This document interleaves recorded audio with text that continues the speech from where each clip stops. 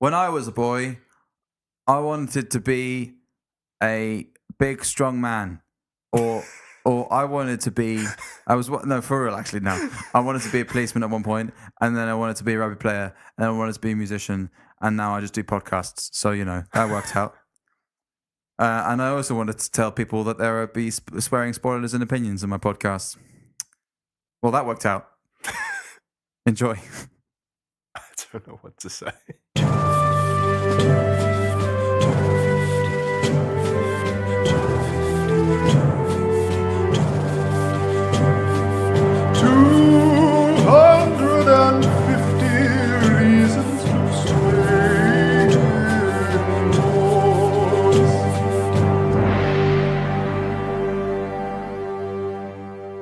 Hello and welcome to 250 Reasons to Stay Indoors. I'm Jordan and Keiran's not here yet. I am here. This is the podcast where we watch the IMDb top 250 films. We use a random number generator and we say whether it was good or whether it was bad. Keiran, can you just do me a favour real quick? Yeah. Can you just close that window? Sure thing. Thanks. Have you fucked my Venetian blinds? That's fine.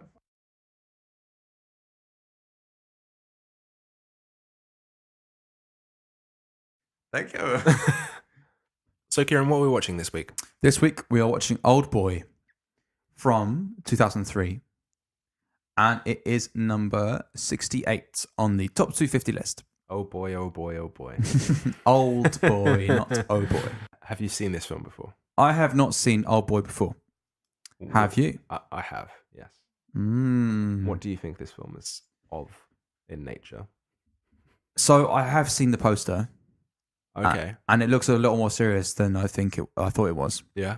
So what did you think it was? I thought it was like a Cockney geezer. And, boy? Yeah. So here comes old boy. Yeah, exactly. And so it's kind of like a Cockney geezer who goes around. He might be a criminal, like low key criminal, but he's a nice Cockney geezer. He's not like gonna smash your kneecaps in. Right. Yeah. He's like the kind of old bloke who, like Vic Van Dyke sort of thing. But if he was old, maybe a little bit more serious than that. Oh, okay. So let's say he wakes up in the morning, gets up, puts his flat cap on, goes to the Greasy Spoon cafeteria. Right. He's like, all right, Doreen, blah, blah, blah. And he does a cheeky dealing with someone. Hey, right, old boy. Yeah.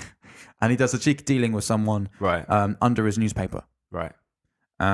Cheeky dealing with someone under, what's that? So let's say, I don't know, so he puts his newspaper on the table. Yeah. And someone's reaching for a knife that's on the table, like a knife and fork, right. But they also slip in like 20 grand bundle or something like that. Right. And just before he picks up his newspaper again, he just picks it up. That kind of thing. Okay. So it's like a day in the life of a geezer. Yeah. But it's an old school geezer with a flat cap, and he kind of waddles along. Day in the life of a geezer. Is that your new hip hop album? Yeah, I think is that not the name of a song? I think that's the name of the song. Probably. And so he just goes around and he ends up just being like a massive mob boss kind of thing. But he's a very gentle man, actually. All right. I thought you were going in the direction of just Del Boy. No, when you got to the Greasy Spoon, but then you did the dealing. So I was like, okay, much less wheeler dealer. So imagine Del Boy mixed with Ray Winston. Okay. Yeah. Yeah. Yeah. And a bit of David Frost, who is also David Jason, but Inspector Frost. Yeah. So him. Okay. Kind of like that. So touch of Old Boy. Yeah, a touch of Old Boy. There you go. And what would you have thought it might have been about? That actually sounds pretty accurate. Yeah. What I would have thought. Yeah. Old Boy would. Yeah. Because it's like that's a term that we use, isn't it? Oh, he's an old boy. Exactly. Yeah. He's from back in the day. He used to come round the way. Well, you know what they say. Is that a poem? Boy. No, that's just track 1 on Day in the Life of a Geezer. Yeah, brilliant. So should we go ahead and watch it? Yeah, let's do it. Old Boy. All right, Geezer. Hello.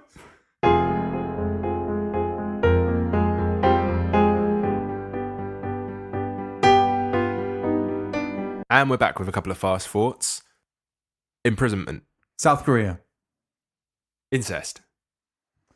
Finding a floor in between floors. Mobs. Being stabbed in the back and being fine with it. Wealthy families. Training yourself in prison. Rain. Cutting your tongue off. Telephone box. Detective work. Person being stolen. Jumping off a dam. Killing yourself. we can't just detail things that happened in the I'm film. trying to just do the synopsis in the fast thoughts. That would be really good, actually, if you could do that. Okay, so have you got a 15-second pitch? Yeah, I'm going to try go for it. Okay, 3, 2, 1, go.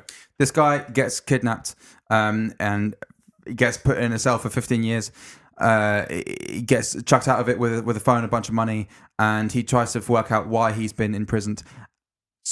He ends up finding out that there's a guy who's really annoyed because at one point this guy... Fuck! At one point, the guy who got imprisoned when he was a kid, he ratted on this guy's sister, saying that he was a slut because they fucked each other, brother and sister and stuff.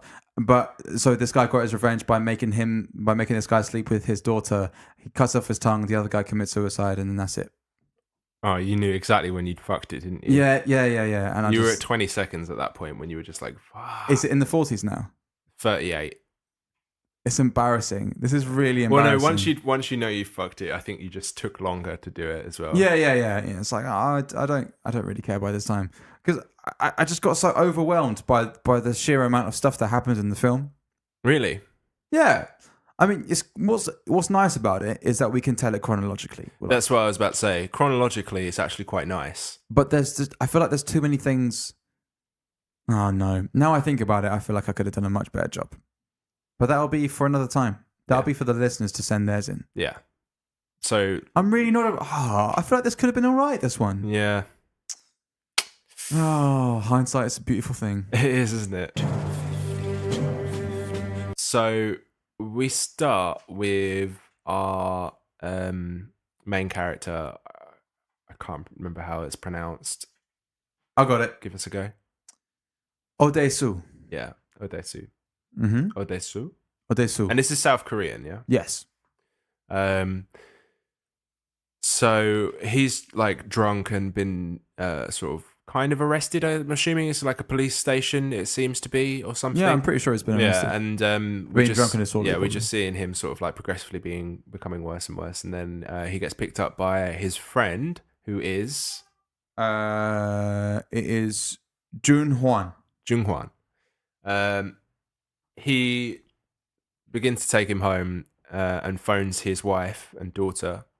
And whilst Jung Hwang is on the phone, he turns around and Odesu has been taken. We then cut to Odesu in sort of what seems to be like a prison sort of situation. It's like a hotel, but all the doors are bolted and locked. So it's a prison? Yes. So to wrap up the whole imprisonment of Odesu, he spends 15 years in this prison hotel. He's put to sleep each time by gas and music. He's got live TV, which he uses to essentially learn stuff and keep in touch with the outside world. He finds out whilst watching this TV that his wife has been killed and he has been framed for the murder of his wife and is currently a fugitive of the state. He constantly is sort of, trying to get out, and he's digging a hole to try and get out. All the while, he sort of snaps and decides, he makes a list of all the people he could have wronged and all of this, and he starts practicing, fighting, martial arts. He's watching boxing and stuff like that, and punching a wall, trying to practice becoming good at, martial arts and combat. He also has a couple books, a whole bunch of books where he writes down every single bad thing he's ever done in his life, trying to work out where it's come from. Yeah, because he doesn't know why this has happened, and it's never explained to him whilst he's imprisoned. He finally gets to a point where in 1 month's time, he should be able to get out. He gets his hand through a brick wall and he can feel the rain. Then the smoke comes one last time, and we see he's hypnotized by a lady. and wakes up in a field. Not in a field. He wakes up in like a suitcase in a grassy patch on top of a skyscraper.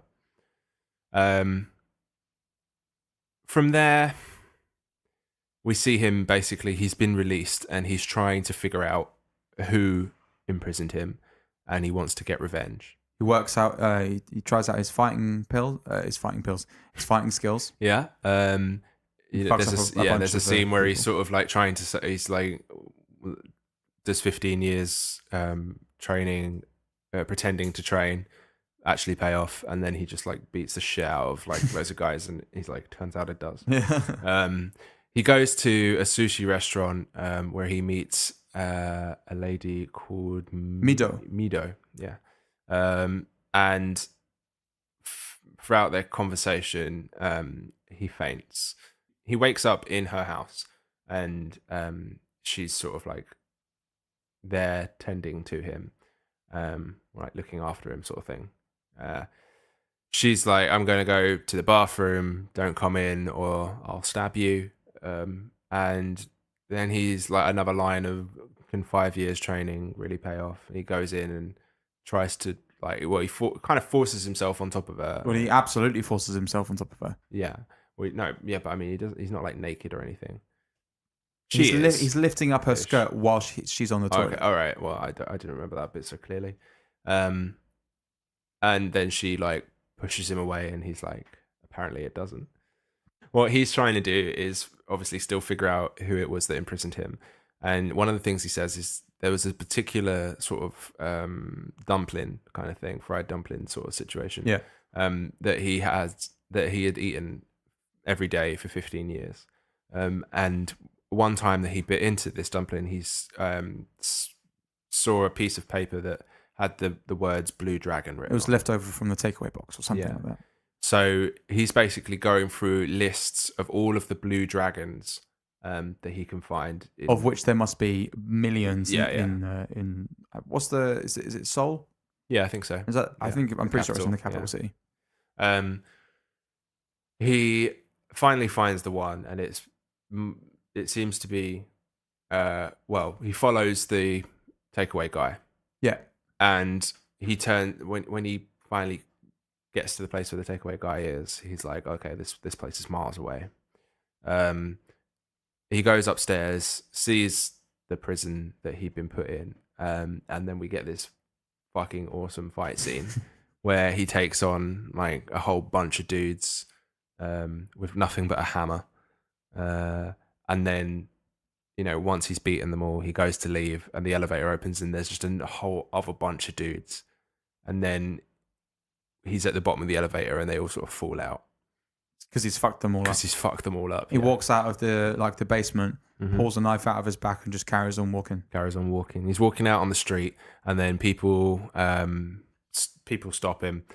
Well, no, he faints, and someone grabs him and puts him in the taxi, which seems to be like a nice passerby, but actually it turns out that person knew his name. It seems like it was all intentional. Yeah. Once again, he wakes up at Mido's place, and she's now bandaged him, and he's like sort of feeling a little bit better.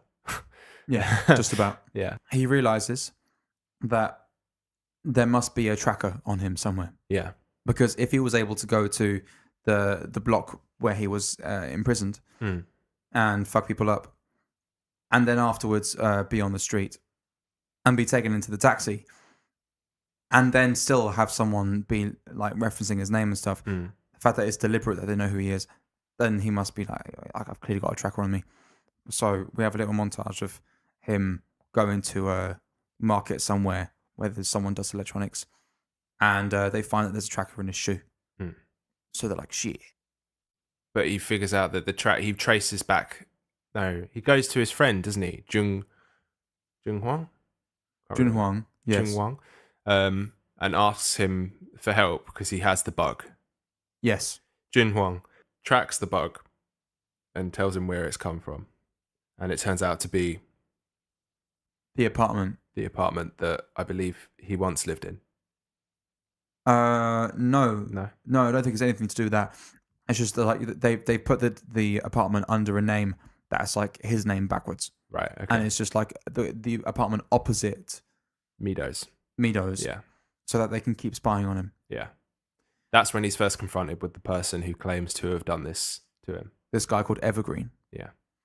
And so he's saying, like, I'm going to fucking kill you now. And Evergreen's like, well, here's the thing. I have this button. I had to get some kind of heart surgery shit done.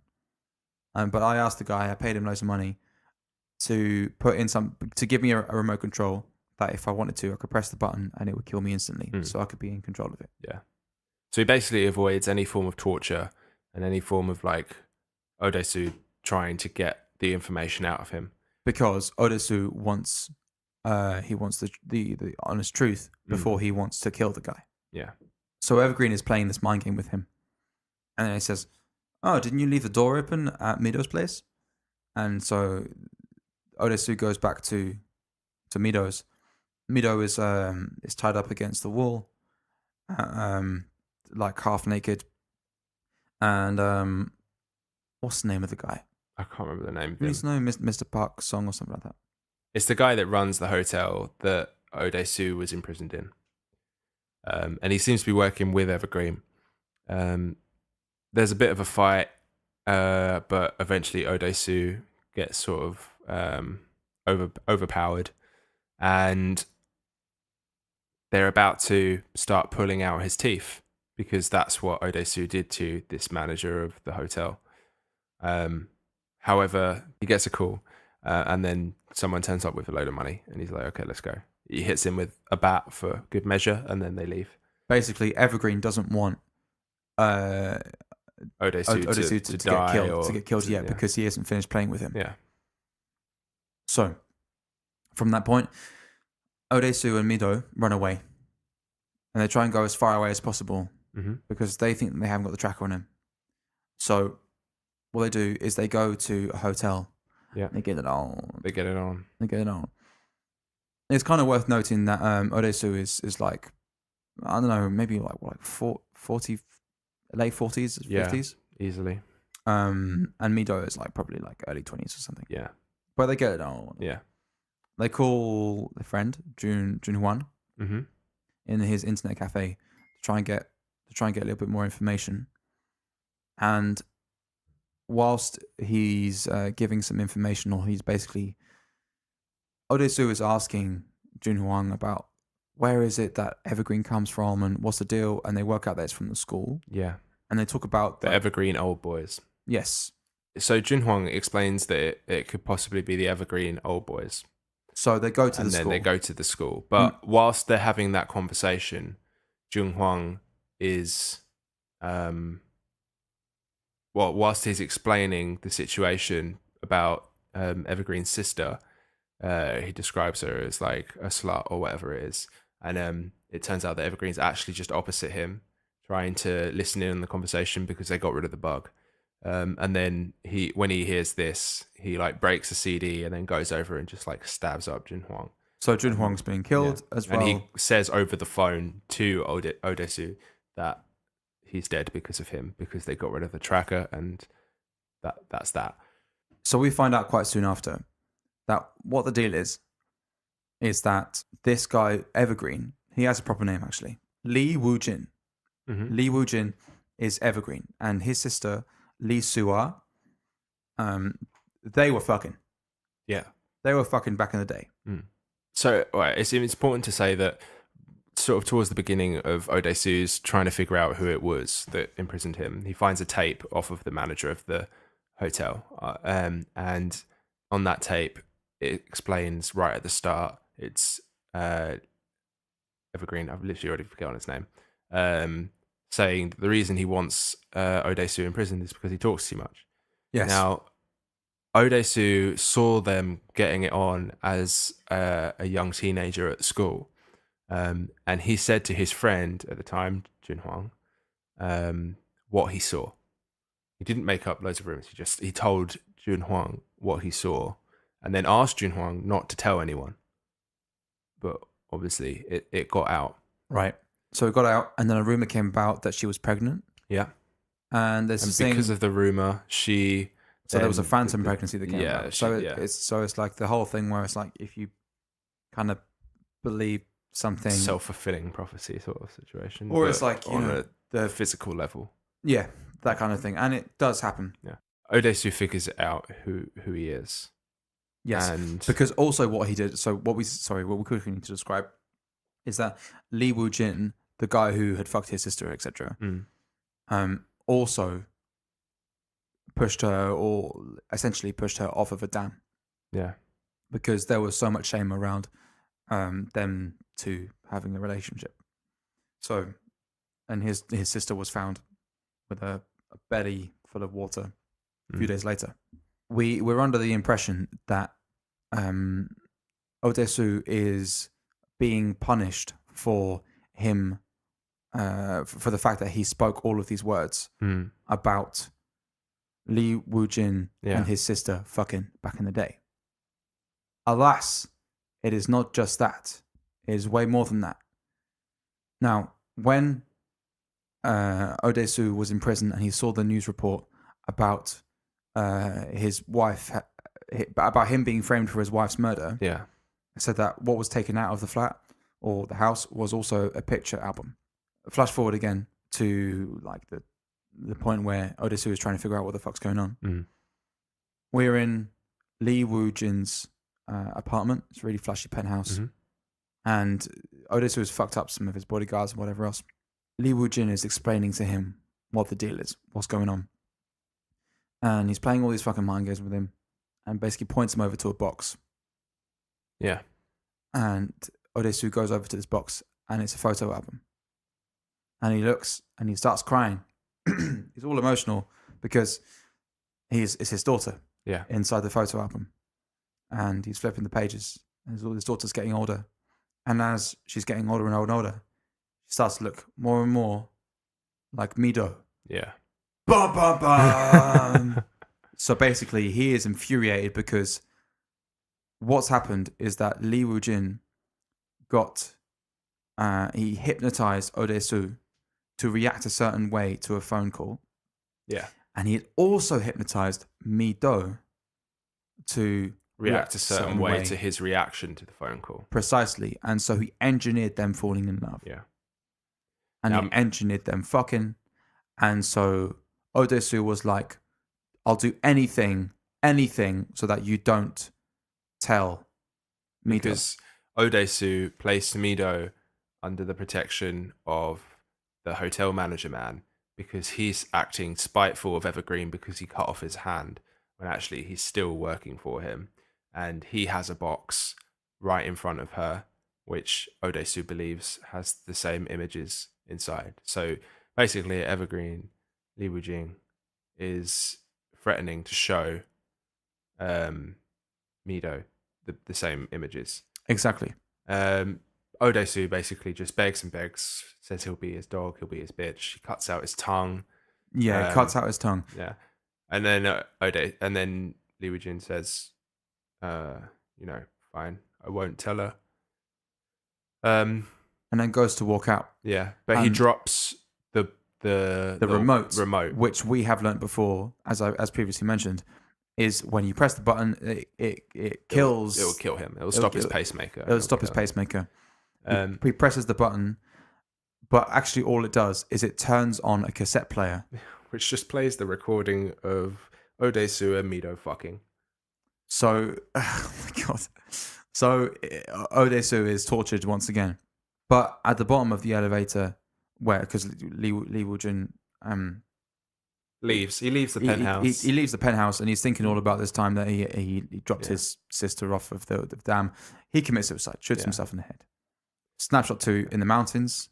Yeah? Yeah, and Odesu is once more being hypnotized by his own request to forget this knowledge that he has, which seems to be successful, and he's awoken in the snow by Mido.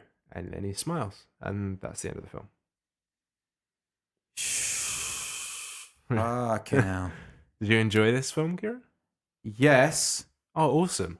Yes, I did enjoy the film. Oh, I'm glad you enjoyed it. I really like a psychological thriller. Yeah.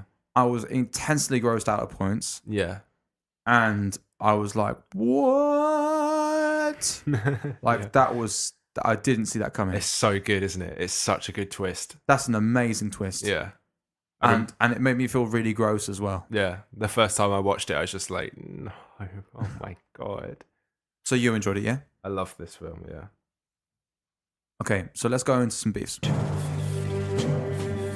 So my first beef, when he goes into the store to get rid of the bug, he just walks up to the guy and he's like, got a piece of paper that just says, "I have a bug, help me get rid of it." Yeah. Question mark.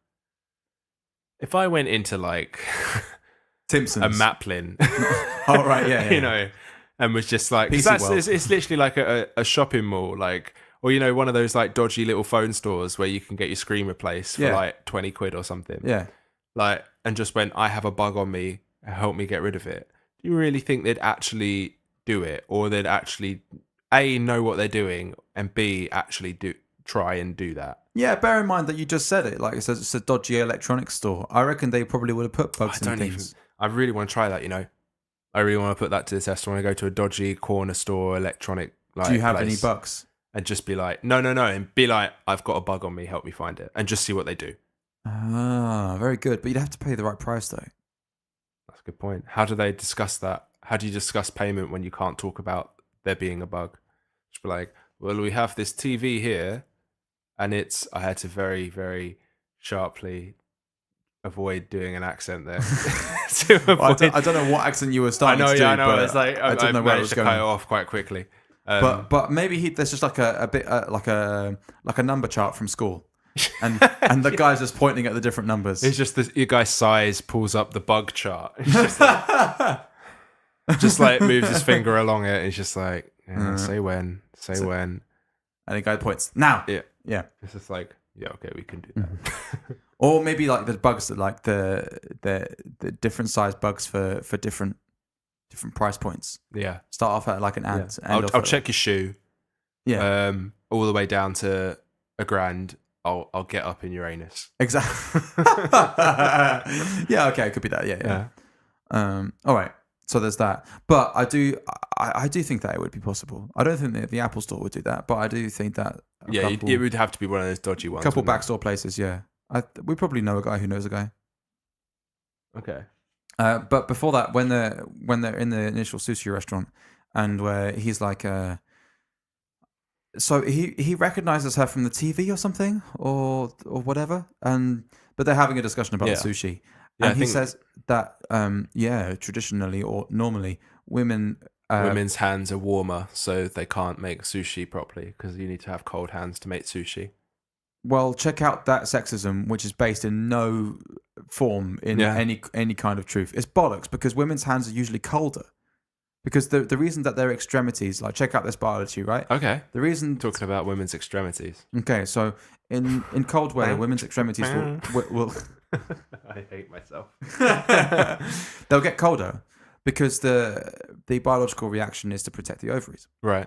And so the heat will go to the women, to like that part of the body. So therefore there'll be less blood in the hands, or less circulation in the hands and the toes. But don't the testicles also do that? The testicles are like shrink inside the body. No, but they hang away from the body to cool off. Why would they do that in cold weather? Oh yeah. So in cold weather, everything shrinks closer. Yeah. Which is why, some people might use the excuse, but it's cold, darling. But not yourself. Well, no, because I've got no one to say that to.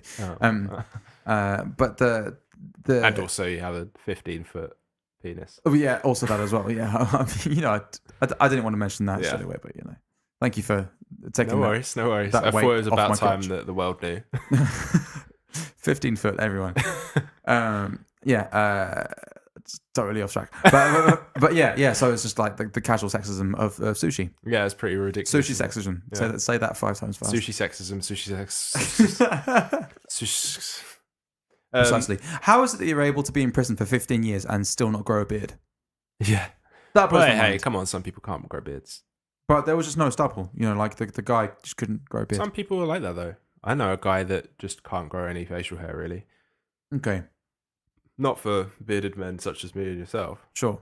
I just feel like, if you got 15 years somewhere, Mm. you might put some mental energy into maybe growing a beard. Yeah, because that's how it works. Obviously, mental energy. Well, if you can have a phantom pregnancy, then maybe A phantom beard. yeah. Just really itchy, but there's nothing there. Maybe it's like when he goes to shave with the razor. Yeah. You have the sound. You have the sound, but nothing actually falls. You're on just the doing it. Yeah. Exactly. I've never made that noise when I've shaved. It's like a cat purring on my face.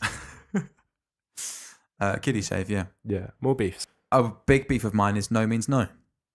Yeah, and it's weird, isn't it? Yeah. So first of all, the like I guess attempted rape or just rape at the start with Odesu and Mito.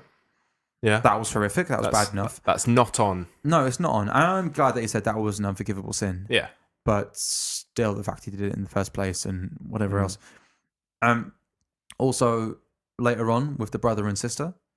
Yeah. So whether or not they had sexual relations and whatever, the fact that the guy was like persisting so much, Yeah, it's so strange, isn't it? It's the same. So this same sort of situation happened with Mido, and it's like, so as you said, no means no, and yet, like, so when they're in this flashback and he's trying to touch his sister. Not Odesu. This is Lee Woo-jin. Yeah, Lee Woo-jin is trying to touch his sister. And he's like unbuttoning her shirt, and she's like, "No, stop it." And then she just unbuttons a button of her shirt.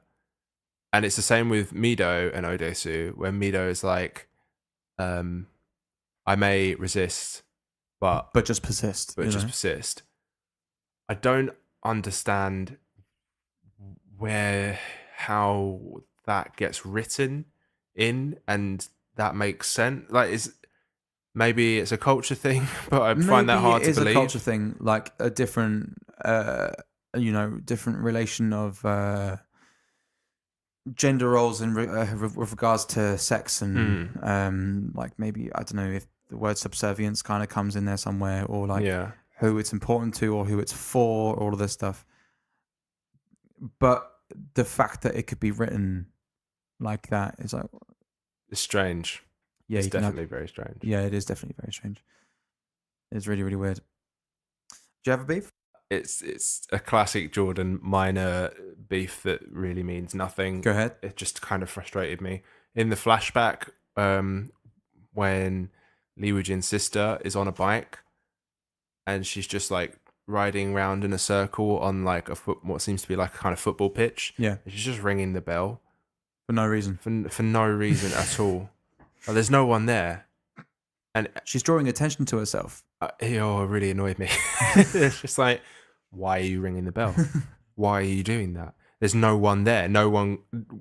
You've heard what the bell sounds like already. You know it works. Yeah. You don't need to keep ringing it. And she's just like smiling into the distance, just like riding her bike. Like, ride it somewhere. Don't go in a circle.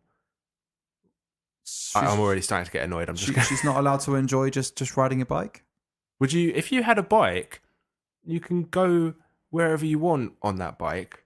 Why would you just keep riding around in the same place? Like, the point of a bike is transportation. I feel like we've reversed roles here, Jordan, because normally I'm the one that's like, what are you doing having fun as a child? Because she's doing it wrong, though. She's having fun wrong. That's not how you have fun, Keiran. Yeah, maybe it is. No. Maybe it is, though. Because no, it's not. Well, maybe okay, make your point. Maybe she has nowhere to go. She's just having fun. She's testing her limits on her bike. Maybe she's new to riding a bike. Okay, yeah, that's fair. That's a possibility. Yeah, but she seems quite confident on the bike. So confident that she's just ringing the bell. Her being on the bike, I think, is just a thing to show her childhood innocence. Yeah, I get the point of it. I just don't like it. Anyway, so that's all my beefs. You got any more beefs? I don't understand why it is that he decided to take on the whole corridor of people. Like, I think there could have been a better way around that issue. But I mean, he fucks them all up. I feel like part of it is just to see if he can. That is cool. It was a bit Street Fighter-esque. Oh my god, I loved it. Like, cool. I made a point of. Have you? I assume you haven't watched the the Marvel Daredevil series and No. TV series? No. Okay.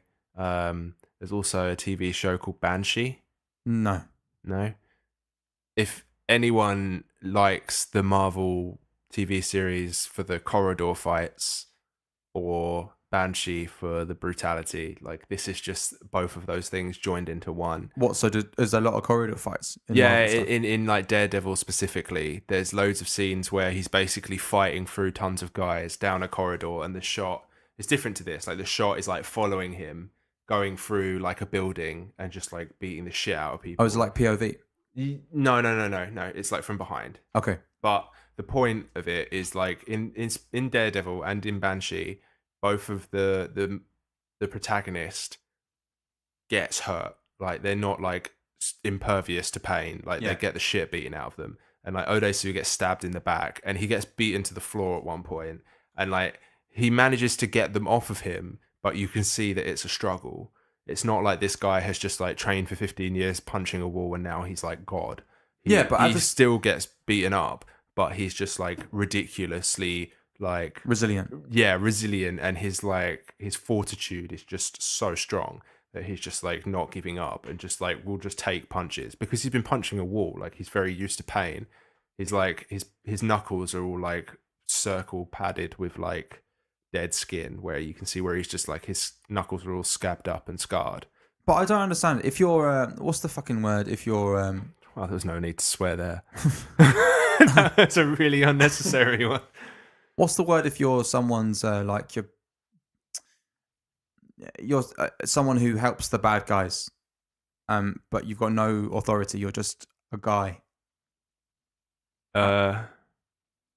No, I'm not sure. What do you mean? If you're a part of the mafia, for example, who just does all the associate, the dirty work, the dirty work, the guy who would go down and take someone to the river and throw them in the river. Do you know what I mean? Hitman, I don't know. No. Okay. What I'm saying is, if you're one of the people who is working for the bad people, and so you're like, you get told to go fuck up Odesu. A lot of them went to the floor quite easily.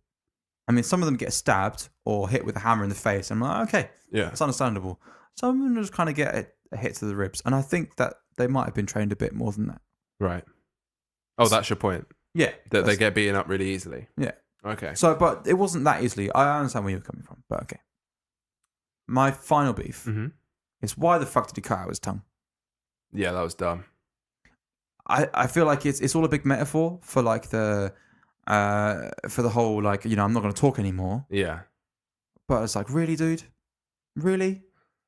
Like that wasn't necessary. I feel like the film was already like he was already not going to tell her. Almost just like to add more shock factor to the film.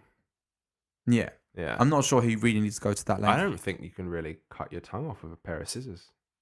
They have to be really, really sharp to do that, I would imagine. Maybe they're just really sharp scissors. Can you just cut a Samurai steak scissors? with scissors? Huh? Can you cut a steak with scissors? Yeah.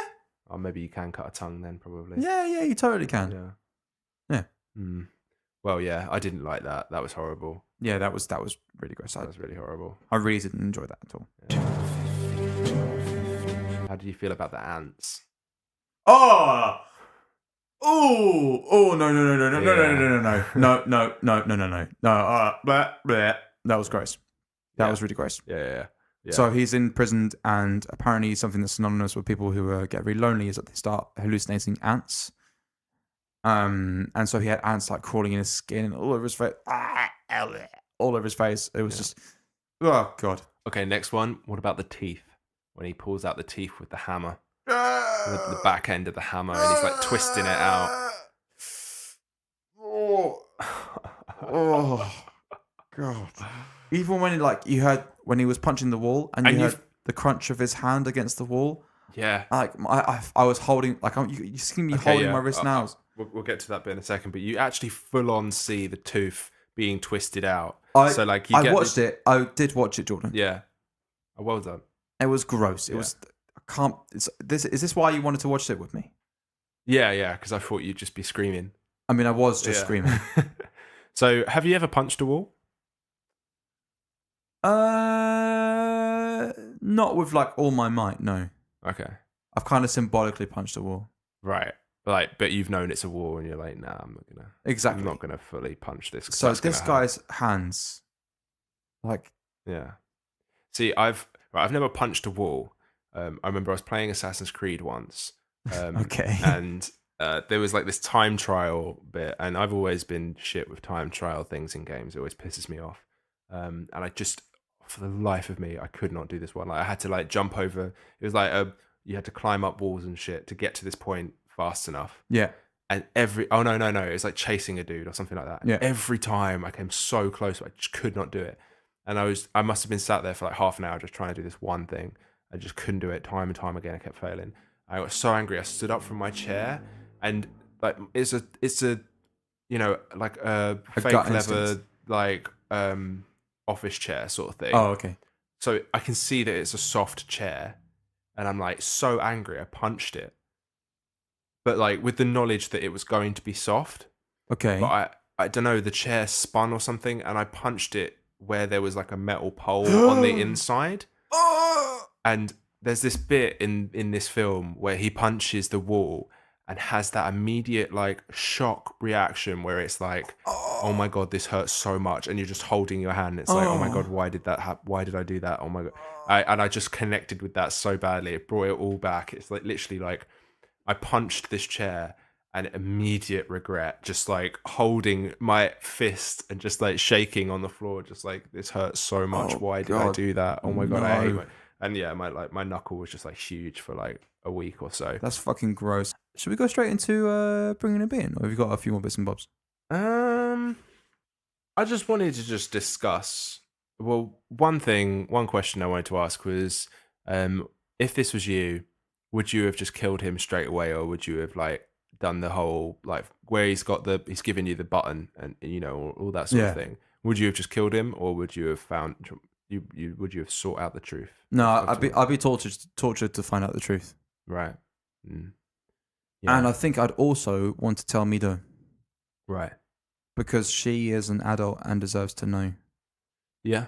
Yeah. Because is she not going to find out about who her father is? Yeah. Yeah, that was actually kind of a thing, was because obviously she knows her life, and when they're going to... Well, she has a different name to who the name she had when she was a baby. But Swedish, what's it called? Foster parents or something like that.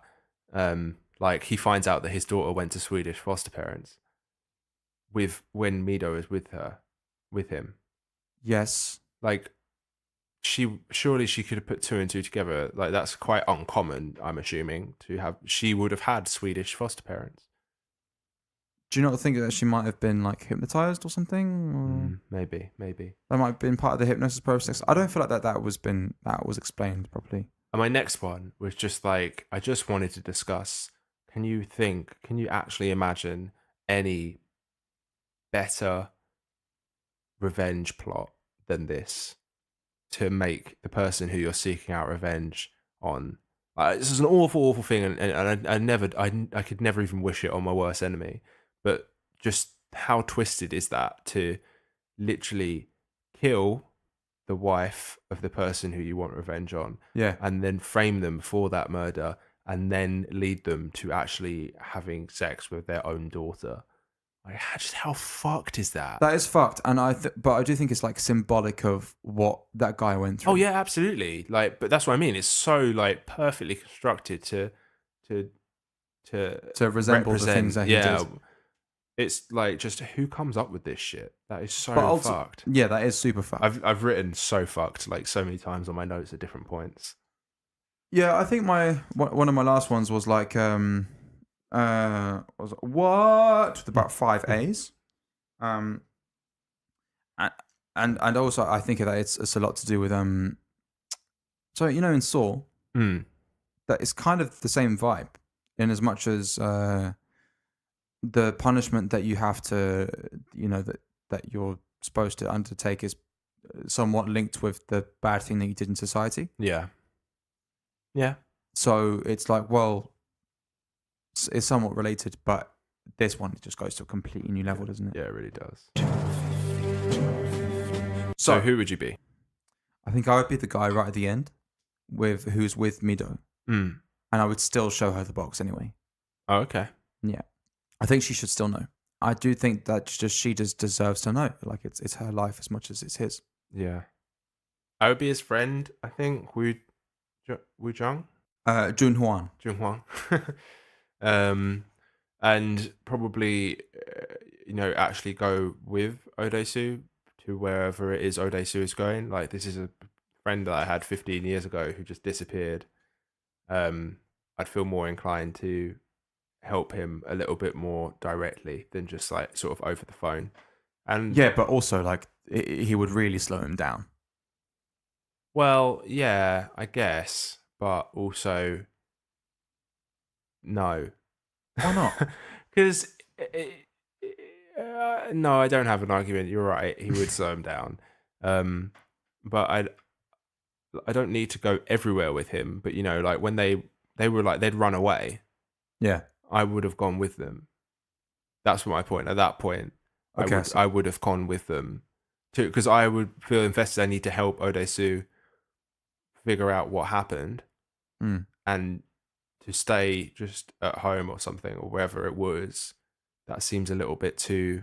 It's not enough, Oh, okay. It's not enough. It's just not enough. To be honest, there's not many characters in this film. That's a good point. And you can't really be Mido or Odesu because they were hypnotized. So, to what degree do you have any real control?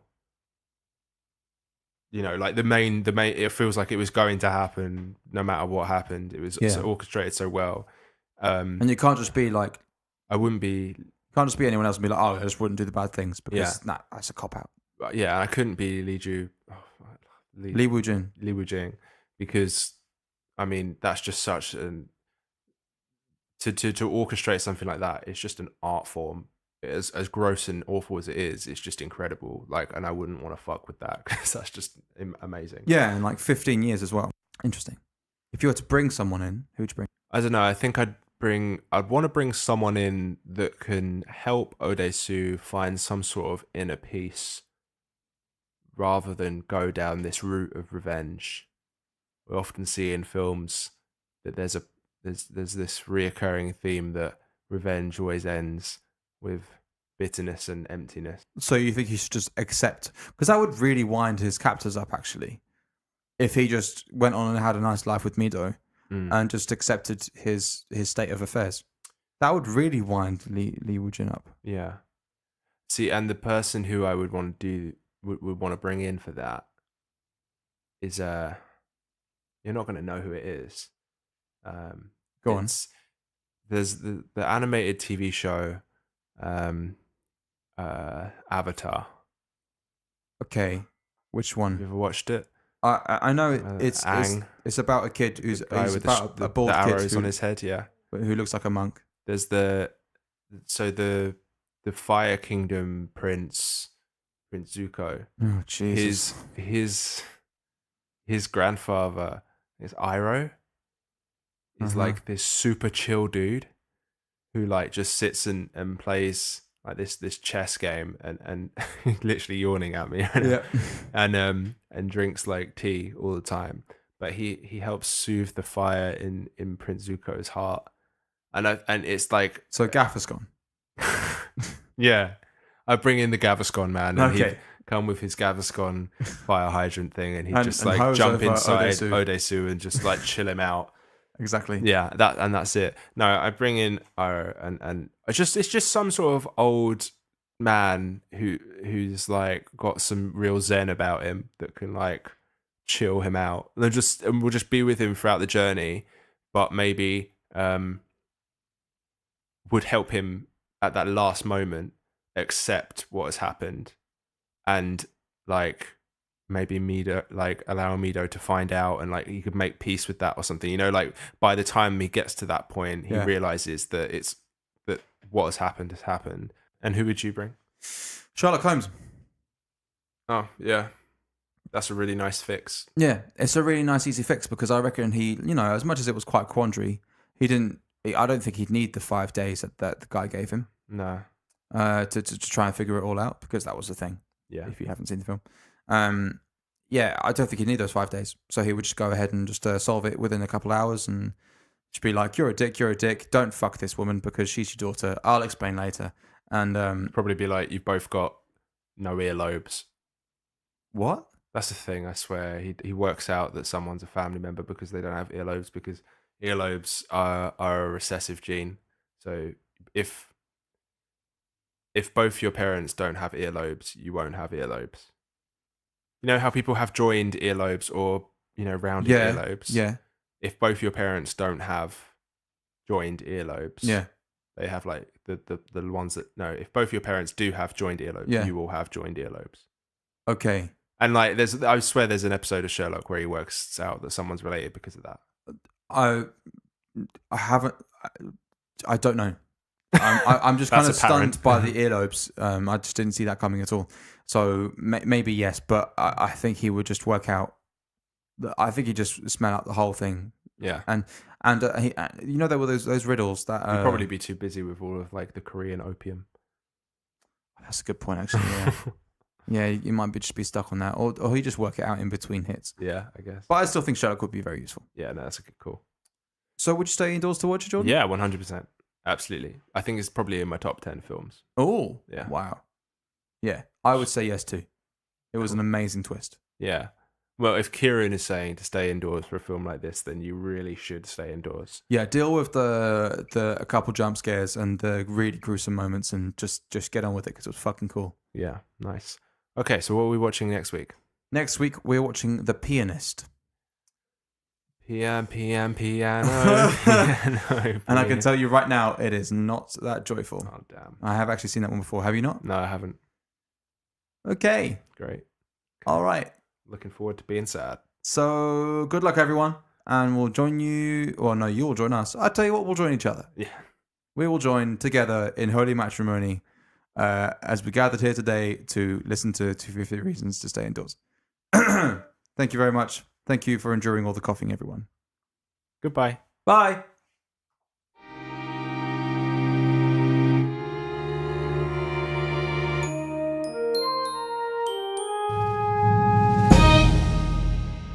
A class act probably acts up in class. And more insightful comments like that on our Twitter, 250 Reasons, and on Instagram and Facebook at 250 Reasons. You can also send an email at 250reasons@gmail.com. 15-second pitch is also good to be sent there. Listen to us, Spotify, Apple Podcasts, Podbean, YouTube, Stitcher, and that's pretty much it. That's Leave all a wrapped up. review. Leave a review, and that'd be lovely. Leave a review. Bye.